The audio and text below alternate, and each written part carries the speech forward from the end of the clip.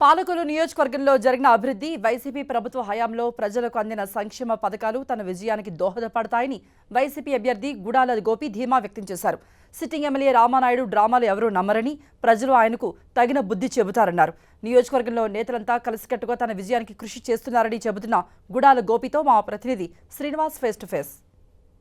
టీడీపీకి కంచుకోటగా ఉన్నటువంటి పాలకొల్లులో వైసీపీ జెండా బాతా అంటున్నారు. నియోజకవర్గం సంబంధించి వైసీపీ అభ్యర్థిగా ఉన్నటువంటి గుడాల గోపి ప్రస్తుతం ఆయన ఉన్నారు. సరే, ఎలా కొనసాగుతుంది నియోజకవర్గంలో ప్రచార కార్యక్రమం సంబంధించి ప్రజల రెస్పాన్స్ ఏ విధంగా? చాలా అద్భుతంగా ఉందండి. పాలకొల్లు నియోజకవర్గంలో వైఎస్ఆర్సీపీ జెండా ఎగరవేయడం ఖాయం అనడానికి రీజన్ చెప్తాను మీకు. చాలా అద్భుతమైన రెస్పాన్స్.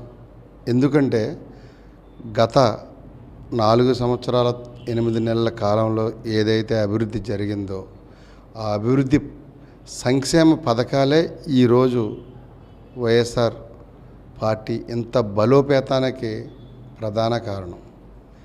ఏదైతే సంక్షేమం అందుకున్న ప్రతి లబ్ధిదారుడు కూడా చాలా ఆనందంగా, అంటే దేశంలోనే ఇంతటి పరిపాలన విభాగంలో ఇంత అద్భుతంగా పాలించిన వ్యక్తి గౌరవ ముఖ్యమంత్రి గారైన జగన్మోహన్ రెడ్డి గారు అని చెప్పేసి వారి మీద ఒక పొగడ్తల వర్షం కురిపిస్తుంటే ప్రజలు చాలా ఆనందంగా, అంటే ఇటువంటి సీఎం కింద మనం పనిచేస్తున్నాము అంటే చాలా ఆనందంగా ఉంటుంది. ఎందుకంటే చెప్పిన పని చేయకపోతే, వాగ్దానాలు చేయలేనప్పుడు కదా మనం ప్రజల్లోకి వెళ్ళినప్పుడు మనకు ఎదురు అయ్యే సమస్యలు. ఇప్పుడు వాగ్దానం చేయడం, గత ప్రభుత్వం వారు రుణమాఫీ అన్నారు, లేకపోతే అది అన్నారు, ఇది అన్నారు, ఏదీ చేయలే. ఏం ముఖం పెట్టుకుని గత ప్రభుత్వం వారు, గత టీడీపీ వారు ఇప్పుడు ప్రజల్లోకి ఏ రకంగా మేము 6 హామీలు అని చెప్పేసి ఎలా వెళ్తారు? వాళ్ళు చెప్పింది ఒక్కటి కూడా చెయ్యలేని వ్యక్తులు టీడీపీ వాళ్ళు. చెప్పింది చెప్పినట్టే 99% చేసిన గొప్ప మహోన్నత వ్యక్తి వైఎస్ రాజశేఖర రెడ్డి, వైఎస్ జగన్మోహన్ రెడ్డి గారు. మేము అడగడానికి ఒక రీజన్ ఉంది. మా ప్రభుత్వంలో చేసిన పనితీరు, పథకాలు, అలాగే గ్రామంలో అభివృద్ధి, వెల్నెస్ సెంటర్ కానీ, అలాగే సచివాలయాలు కానీ, ఆర్బీకేలు కానీ, రోడ్స్ కానీ, డ్రైన్స్ కానీ, అలాగే జేజీఎం జల్ జీవన్ మిషన్స్ కానీ, వాటర్ సర్క్యులర్ సూపర్ వర్క్ చేసాం. అసలు ఎంతటి అద్భుతమైన చేసిన వ్యక్తి ఇప్పటివరకు భారతదేశంలోనే ఇప్పటివరకు ఎవరో లేరని చెప్తాను నేను.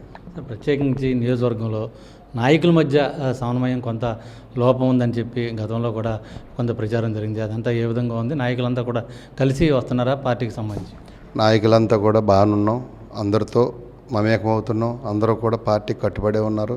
ఎవరైనా సరే పార్టీకి కట్టుబడి చేయాల్సిందే, పార్టీకి కట్టుబడే ఉన్నారు. 4, 6, 5 కూడా కలిసే మేము స్టీమ్ వర్క్ చేస్తున్నాం, ప్రజల్లోకి వెళ్తున్నాం. ఎవరు వర్కాలు చేస్తున్నారు, డివైడ్ అయిపోయి ఎవరు వర్కాలు చేసుకుంటున్నాం.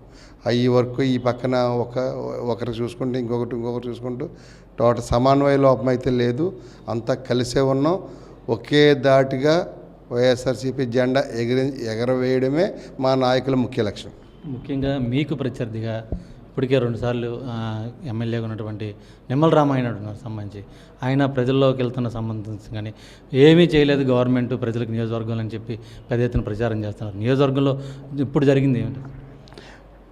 ఆయన ఏం చేశారో రమ్మనండి, మేమేం చేసామో చూపిస్తాం.